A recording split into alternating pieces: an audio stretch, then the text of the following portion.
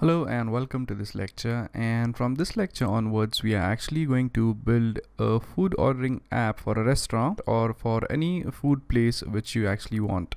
So this food ordering application is going to be a little bit different from the normal food ordering applications which you have in the marketplace. So in the marketplace you have some apps like you order food from your home and you get it delivered.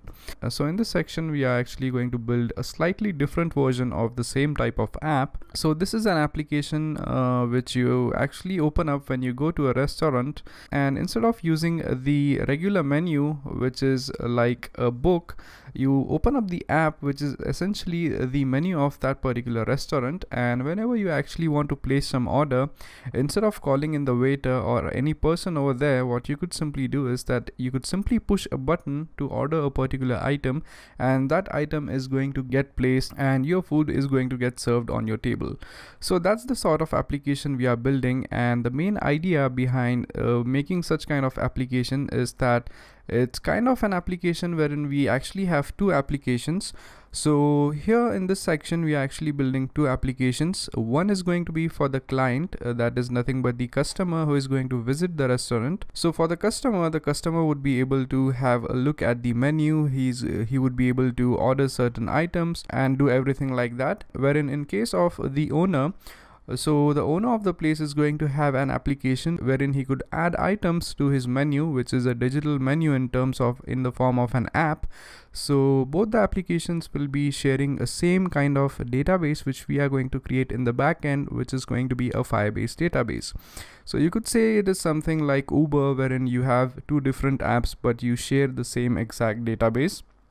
So we are going to try to attempt a similar kind of application. So first we will start by making owner's application, and that is going to be an application which allows the owner to insert items into the menu, and also he will be able to see the orders placed by the customers. So whenever the order pops up on the menu, what he could simply do is that he will be able to know the ordered item and by which person the item is ordered. So let's first start by building the owner's application. So I'm going to start a new project here, and let's name this project as, let's say, new food order, and let's click finish, click next, and in here select the basic activity, click next, and let the name of your main activity be main activity. Now in here what we need to do is that we first need to go ahead and set up a Firebase project as well. So our Firebase project is going to have the name as new food order, and the same Firebase project or the same Firebase database is actually going to be used by the customers as well.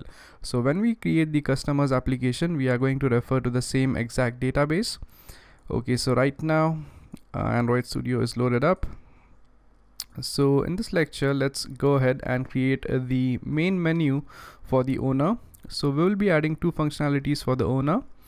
So let's go to content main.xml. And in here what we will do is that we will add up the buttons.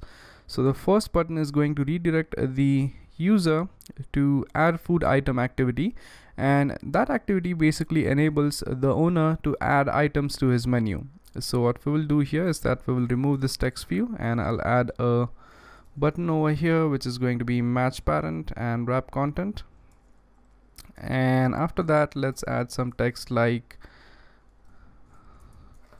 let's say add food item, and let's set up an on-click method to it, and let's name it as add food button clicked. So once this thing is done, we are good to go. And now let's set up another button in a similar fashion, and that one is going to be for, let's say, view open orders. So view open orders, and the method is going to be let's say some kind of method. We will name it afterwards. So let's say this thing says something like view orders. Okay, so first thing which we are going to do here is that we are going to add in the functionality for the user to be able to enter food items. So even before that, let's type in linear layout to make it linear layout, and let's set the orientation to, let's say, vertical. Okay, so as you could see, now we have 2 buttons over here. Now let's quickly go ahead and add in the Firebase database as well. So let me go to Tools, Firebase, and let's first add the functionality for the real-time database. So click here, connect to Firebase. And now as you could see, this is the name of our Firebase project, which is New Food Order. So simply click on Connect to Firebase. And then we are going to quickly add up the real-time database. That is nothing but we are going to add in the dependencies for the real-time database. So we will quickly do that. Okay, so let's add the real-time database dependencies. So accept changes. And once this thing is done, we will add the dependencies for the storage as well. So let me quickly go to storage. And let me just add in Firebase storage to our application. So once this thing is done, we are good to go. Now what we want to do here is that over here, when the user clicks this button, which is add food item, we want to redirect him to a new activity, which is going to be called as the add food activity. So even before that, let's create a new activity, which is going to be called as add food. So this is going to be an empty activity. So let's type in add food over here, click finish, and we are basically good to go. Now let's go back over here and copy this on click, go to main activity, and let's create a method for this. So that's going to be public void add food button clicked. Let's pass in a view over here, and let's go ahead and create an intent over here. So that's going to be intent. Let's name it as add food intent. So add food, that's going to be intent equals new intent.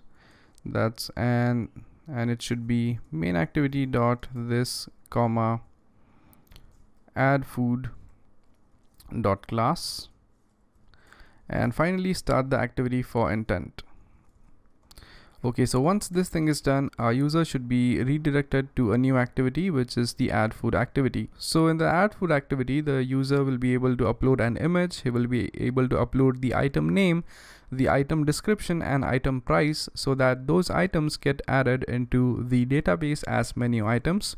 So in the next lecture, we will go ahead and start designing the add food items activity for the owner's application. So thank you very much for watching, and I'll see you guys next time. Thank you.